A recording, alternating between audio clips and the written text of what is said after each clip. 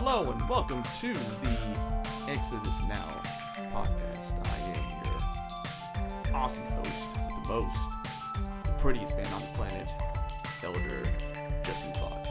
And with me is actually a powerful man of God known as Reverend Bishop, Apostle, Alan Jackson Keith. Actually, it's Schmuck Keith. Go ahead. Hey, what's going on, everybody? So we have the topics that the Lord has already picked out for us and everything. We're gonna go ahead and just jump right into it. And I know that you love these intros every time. I mean, these intros get better and better, and you'd be foolish to say otherwise. Anyway, we're gonna move on to the first thing, which is not an actual word, but it is a thing: dismissiveness. Dismissiveness. So, what do you think about when someone's being dismissive? You know, what does that entail? Oh, man. So, I've got to say that I've had some experience with dismissiveness. Actually, yes, you have. And it has not been good. Usually, I experience dismissiveness when I feel like God is trying to communicate with me, but I'm missing the signs. It's, you know, I don't know if I want to go in this deep this early, but I remember a particular medical situation one of my friends was going through, and I was being dismissive as heck. It's nothing, they'll be fine, and then they weren't fine. But it's not just things like that. There have been a number of occasions where I feel like God was trying to communicate and I was not paying attention. So that's what I'm going to call dismissiveness, right? Somebody's talking, a message is being sent, but it doesn't seem that critical right now until you realize far too late that it actually was quite critical. Yeah. That's the tricky thing about dismissiveness, is that sometimes you don't know. Well, okay, you can rely on two things with dismissiveness, right? You can rely on your own judgment with dismissiveness, or you can rely on something else. I'm going to put that in quotes. Something else telling you that it's not to be dismissed, right? Yes. So we have copious amounts of information coming to us all the time, in today's modern age. And what do you see on the apps? To dismiss this, swipe right, to dismiss, or if this is something that is actually going to be worth your attention. Now, going back to your point too, is that you can be sure that something's going to happen in a particular kind of way, and then because you're expecting it to happen in a particular kind of way, you're like, no big deal. Yep. So, yes. Because I experienced that with my uncle.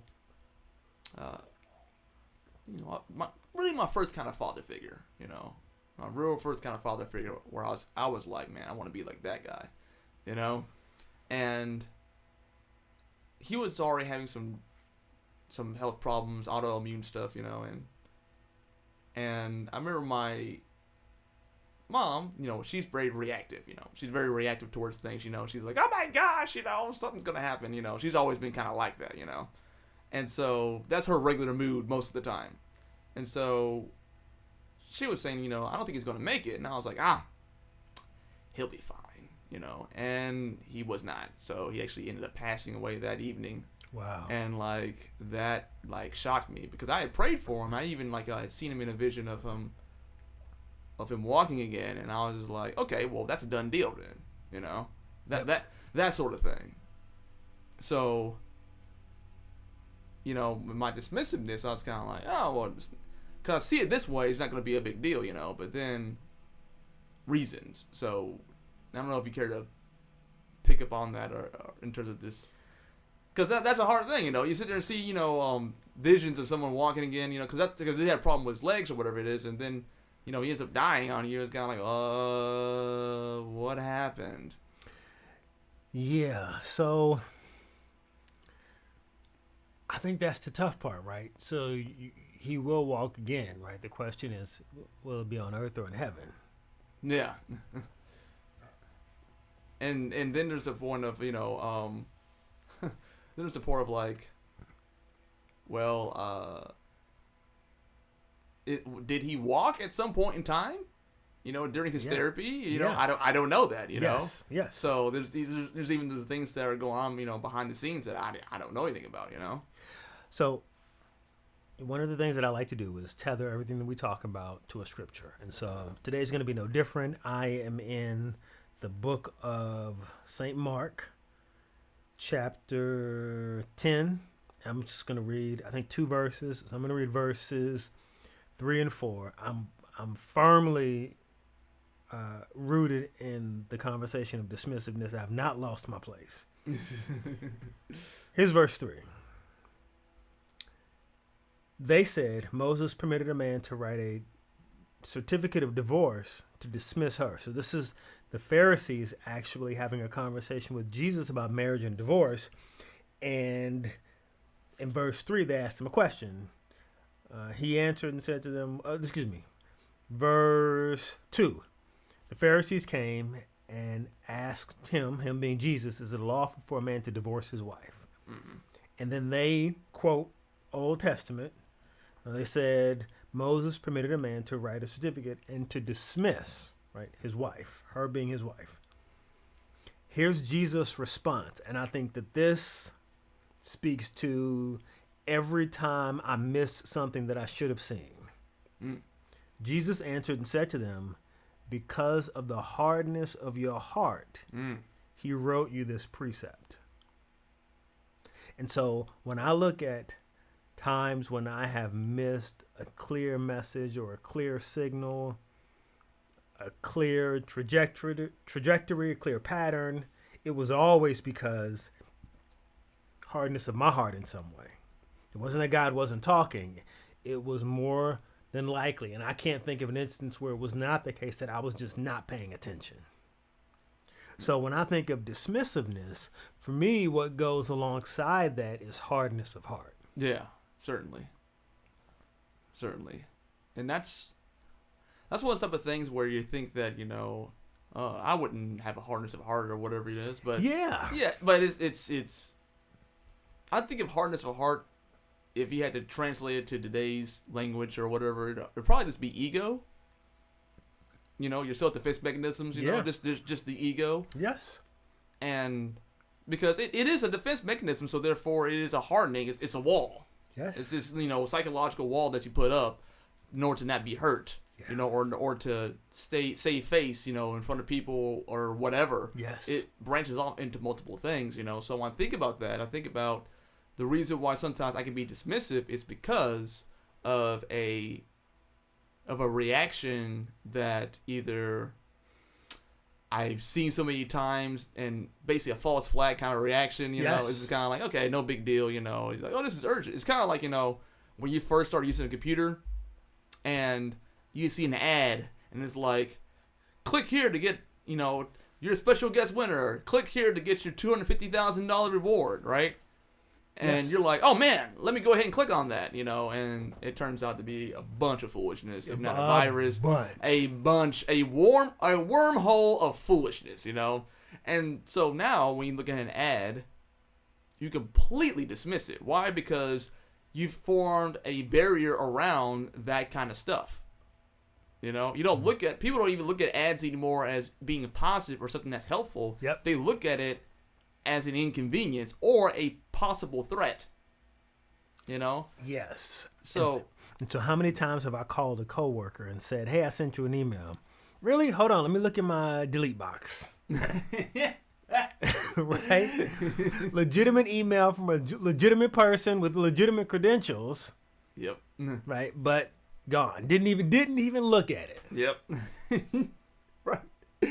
Right. So, and that can go into a number of different things. So you really can miss your opportunities that way. I think that's really the most important thing, is that you can miss your opportunity because of dismissiveness. Remember how many stories you hear about, well, I was literally looking at a video called I forget what it's called. It's something. It was a documentary on the Star Wars trilogy, the original Star Wars trilogy. Okay. So 4, 5, and 6. Yep. And so they were talking about how, you know, other studios, even because remember, George Lucas was an independent filmmaker. Yeah. Who made all of the money. Yeah. And the reason why he did that is because these other studios kept on dismissing him. It's like, that thing's never going to work, that thing's never going to work, that thing's never going to work. Why? Because they had their data about why it wasn't going to work. But what they didn't have is vision. Yeah. So they've seen things the way it's always been done. And I think that's when the thing that causes hardness of heart and causes dismissiveness. This is the way it's always been done. I'm expecting nothing different. Yeah. It's only going to pull on this amount of money, you know. As a matter of fact, George, okay, you signed in with Fox to go ahead and publish the movie or whatever. We'll go ahead and I'm not worried about the merchandise. No big deal. And that was the area that George Lucas made his, not killing, his murder. He's murdering. He murdered the game when it came to merchandising. Yeah. He completely changed everything around. He could change the entire industry around because of that. To the point where, you know, people started to make shows and cartoons to sell toys. It was just a giant ad for toys. So, when you think about how many studios passed up on Star Wars. Yeah. Passed up on Star Wars. And in hindsight, that was so dumb. Yeah. But in foresight, that was so smart. Right, exactly. So, you know, when it comes to dismissiveness, I think about, you know, whether or not it was, what tells you not to dismiss something? You know, what tells you to take a risk or take a chance with this? So, I'm sitting here and I'm thinking, right? And I've been pushing this question around in my mind for a little while because I'm wondering how to not be dismissive. Yeah. And I've got to be honest and say I don't know how. Right? If I'm honest, I don't know how. I get overwhelmed by emails. So I feel like there's two categories of people. There are hoarders and then there are people who are dismissive. Now, that's probably not the case, but that's what I feel like because I don't know how to filter through everything to wait and find the good thing. But on the other hand, I have to be honest and admit that the times when I've been dismissive, I can't say that there were fireworks, but I can absolutely say there was a still small voice that I ignored. And so I think the art of not being dismissive is the art of being able to hear the still small voice. So really it's more about not being distracted. Yeah. To hear that. Yeah. And you know what? I'm just going to call that hard. In today's modern age, when you have advertisements going on the gas station where you're pumping gas, get out of here. What are you talking about? Yeah, so I mean, I really think it's a special kind of person. Look, when I drive, I have podcasts going in my car when I drive so that I can be productive, right? So that I can be processing material in what could be perfectly good downtime. Right? So I don't know that there's anything wrong with listening to podcasts. The question that I ask myself is, though, when do I have quiet time to think? Yeah. And I think that the way to not be dismissive, well, number one, distraction. Getting rid of distractions. But number two, I think it is that area where you're trying to gain focus. So I'll know that this is not to be dismissed if it's an area in where God's telling me to be somewhere. Or if it's an area where I'm actually focused in on. So, for example, if it's an area where, if I'm an investment banker and I get an email about investment banking, you probably shouldn't dismiss that. I agree. Yeah. You know, if I am an artist and there's some kind of article about, you know, I saw something recently where it said failed artist. Or the testimony of a failed artist. Then I'm going to take a look at that. Me being an artist and all that stuff. So I think that the way to not be dismissive is to know your focus and focus in on your focus. Because that will eliminate the distractions. So you can see clearly what's important and what's not important. You have to be very, very precise when it comes to that too, because, you know, not everyone or not even every email is specific towards the thing that you're actually looking at. So, you know, for example, this is a church people problem, right? Church people problem is stuff where, well, you got to help everyone because everyone is like, no, you don't. The church burns itself out, gives its best to people who are just trying to take advantage of the church's kindness or weakness, if you maybe want to put it that way, of trying to help everyone out. And they're trying to help people out, but are they for real helping? Do they even focus in on the fact this person may not even want to be helped? And so even Jesus put some limits on that. He said that, you know, if they don't receive the message, then go ahead and click the dust from your feet and keep the party moving. Right? He didn't tell them to stay there and convince them that they need this. Yes. He did not do that. He's like, here's a message. After that, shut up. See what they want to do and then move on. You know? But the thing was to put it on them. What are they going to do? What are they going to do with the message? And there were a bunch of people who did not receive the message. Yeah. You know? And Jesus understood the implications of that, obviously, because it's him. But at the same time, he was not telling them to stick around and try to convince them of things. So, you know, knowing your so trying to help people. No. Who are you trying to help? People who want to be helped. And if you keep on dumping your resources into people who are not looking to be helped, but are looking for a free whatever it may be, you've given up the best that you have. And when the person who's for real trying to change, you have nothing for them anymore. Yeah. Yeah. So listen to everything that you've just said, and I agree.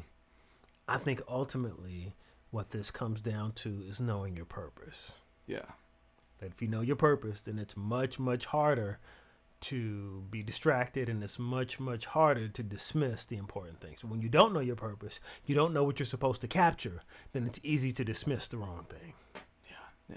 God, we have a podcast on capturing as well, so you should take a look at that in the playlist. So anyway, I think we're ready to move on. Yep. And I think that dovetails perfectly into provision.